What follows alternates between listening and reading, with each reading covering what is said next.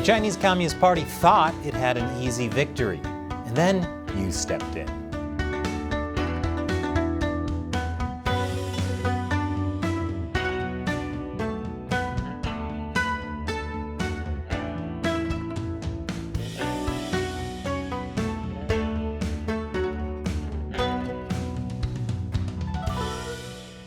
Welcome to China Uncensored. I'm Chris Chappell. The Chinese Communist Party desperately wants to make this man disappear. And thanks to you, that's become a lot harder to do. I'm of course talking about Daniel Suidani. He's from Solomon Islands, a strategically located Pacific island nation that Japan once used as a staging ground to fight the United States in World War II. I wonder why China is so interested in Solomon Islands. The Chinese Communist Party judicially spread bribes around. The Prime Minister, Mansei Sogavare, is entirely bought off. He signed a secret security deal with China, one that could see a Chinese military base on the islands. Why, just like Japan had back in World War II. And of course, like any good authoritarian, Sogavare decided it was in the best interests of his country to delay elections. But that's where Daniel Suidani proved to be trouble for Sogavare and the CCP. As premier of Solomon Islands' most populous province, Malaita, he resisted Chinese influence and bribes. When China bribed Sogavare with development funds to break ties with Taiwan, Suidani pushed back. Unfortunately, Sogavare and the CCP pushed back harder. When Suidani needed life-saving medical treatment, the government copied from the CCP's social credit playbook and denied it to him. He's still alive because Taiwanese President Tsai Ing-wen heard about the situation and, on humanitarian grounds, got him treatment in Taiwan. But Sogavare and the CCP weren't done yet. Then they used Chinese money to bribe people to strip him of the premiership in a motion of no confidence. It took 3 tries, but it finally worked.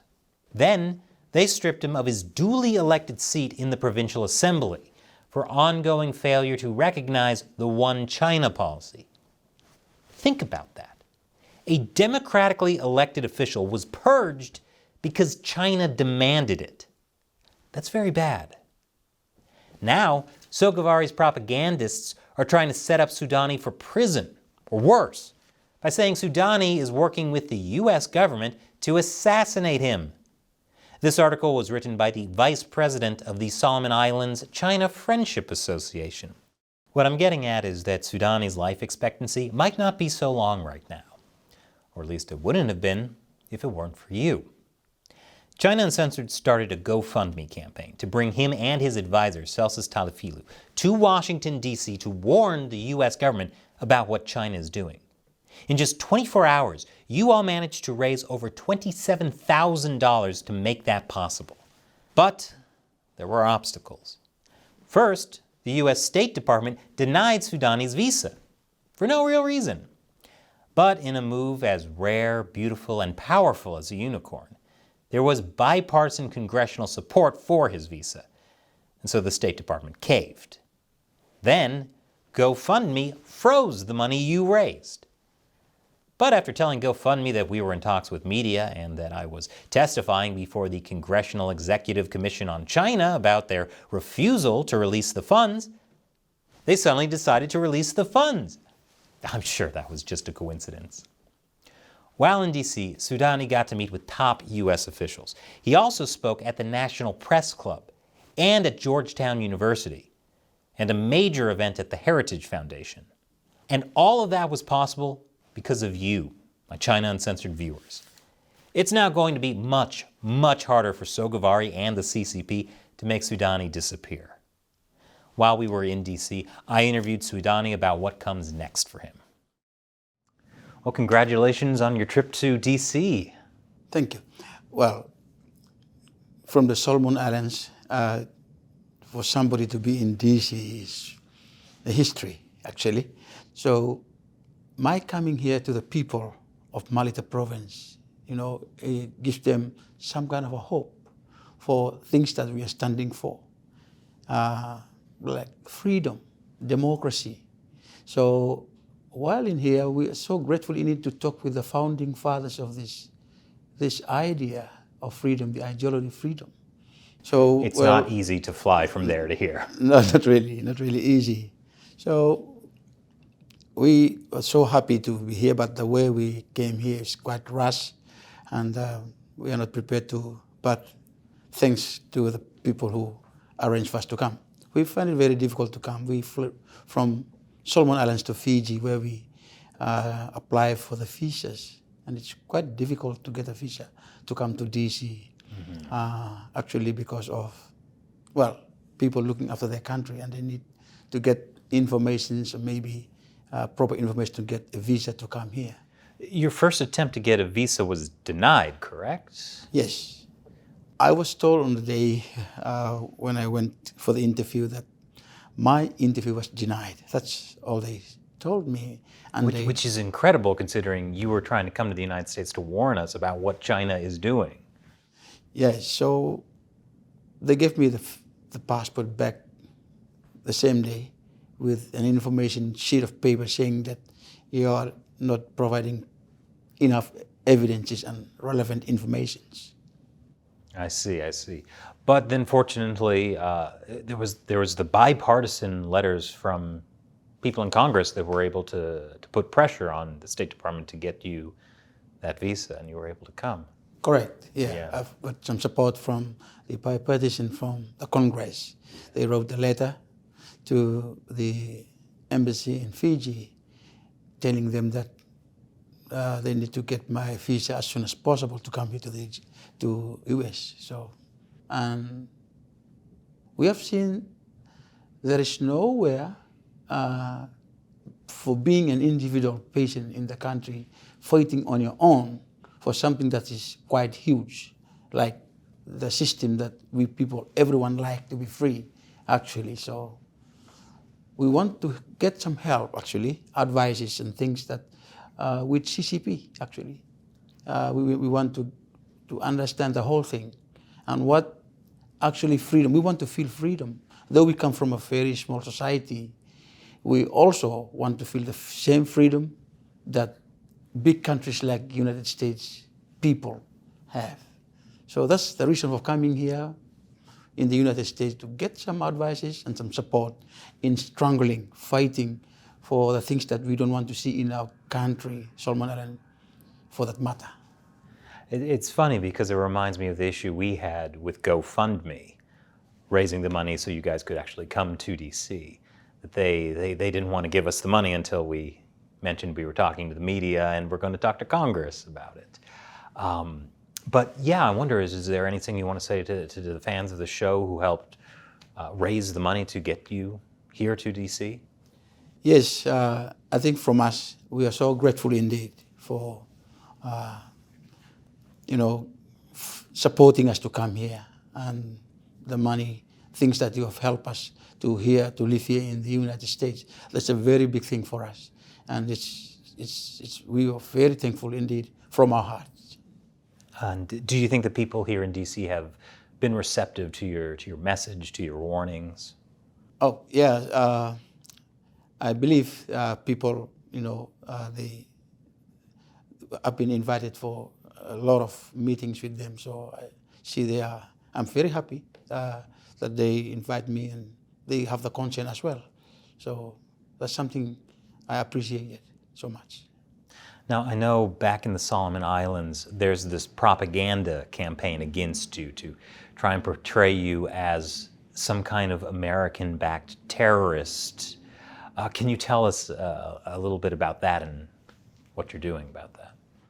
Well, the information actually comes every now and then in the newspapers about being colluded with USA and Taiwan, getting firearms to assassinate the prime minister. That is not true, and I know for sure that these informations come so that they can find ways to push me out from representing my people and being an advocate for democracy. So that's always upcoming in newspapers, and for sure this is all make up stories. There's no evidence of that the newspaper has been every now and then keep saying that on paper about me, the propaganda that they used to to write about me in newspaper. There's nothing true about it. And I know the editor of the Solomon Star, correct? Yes. The one that accused you of planning to assassinate Sogovari. The editor is also the vice president of the Solomon Island China Friendship Association. So Yes. It's very interesting. Yes, he's just the one. He's the one who always, he's been, like I've said, he's part of the whole thing of the CCP, being the representative of what you've said. So he's the one always getting the newspaper. He's the editorial of the media. So every day he's doing it. Are you worried at all about going back to the Solomon Islands? Well, this is very, very fearful indeed, especially because the whole trend of accusation against me will lead to, arrest and all those things, even though these informations are not true. So it makes me feel frightened a little bit. And my family back at home, media is a very strong tool. And every day my children see the front page about me, telling things about me. So yes, it's something of concern, actually. So what's next for you?